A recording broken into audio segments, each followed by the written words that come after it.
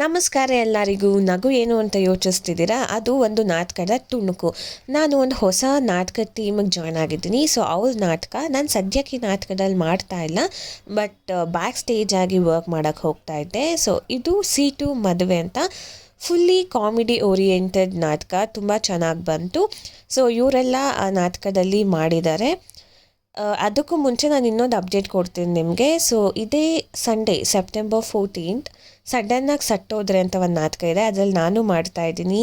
ನೀವು ನನ್ನ ಇನ್ಸ್ಟಾಗ್ರಾಮ್ನ ಫಾಲೋ ಮಾಡ್ತಾ ಇದ್ದರೆ ದಯವಿಟ್ಟು, ಮಾಡಿಲ್ಲ ಅಂದರೂ ಫಾಲೋ ಮಾಡಿ. ನಾನು ಅದರಲ್ಲಿ ಅಪ್ಡೇಟ್ಸ್ ಹಾಕ್ತೀನಿ ಆ್ಯಂಡ್ ನೀವು ಬಂದು ನಾಟಕ ನೋಡ್ಬೋದು.